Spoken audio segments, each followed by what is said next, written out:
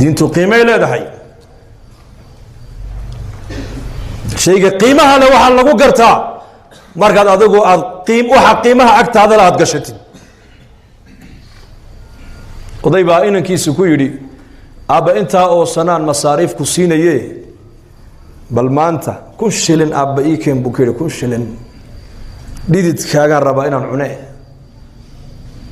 ku yaroo ciyaal magaalo weligii shaqo aan arkin aqalka hooyadii ku koray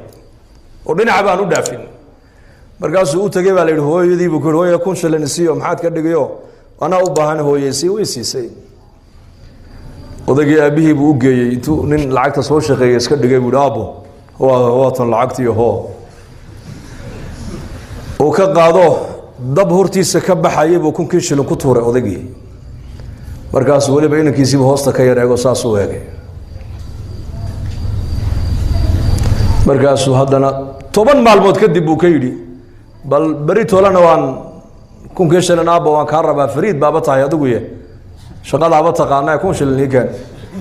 hooyadii buu ku yar wareego hooyo lacag isiiyo maxaad ka dhigay oo amaan way siisay hooyo moogta hooyo macaan oo keeno oo ka qaado dabkii uu haddana ku tuuray kiina bul maalin muddo kadib uu haddana yidhi bal maantana aabbo fariid baaba noqotee oo tago hooyo 1,000 shilin isiiyo war lacagta bariyahan aad iga gurto horta halkeed geysaa way runta ma ku sheegaa aabba igu yidhi ii soo shaqee anu shaqa ma garanaye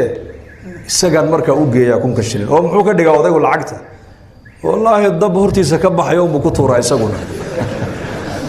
markaasay ku tiri war lacag la gubo anigu ma hayee orad magaalada u gal odayga waa mithaal yani mithaal xataa tafhamu shaqa tagay dad markaa wuxuu arkay nimana qaldhisaya buu arkay u waraysto maalintii imsaad soo shaqaysaayo caynkaas oo 1,000 shilino uu la shaqo tago adu wuxuu hawl soo qabanayba uu soo qabtay lacagtii hore lacagtan ma isku qiimaa markaa uu keenay odagii aabbo hoo markaasuu yidhi weliba hadal buu raaciyo wuxuu yidhi aabbo lacagta dabka ka ilaali dee nabiga ku sallaya markaasuu yidhi oo maxaa ku jaban buu yidhi haddaan ku tuura kuwii horeba soonigii gubayey ma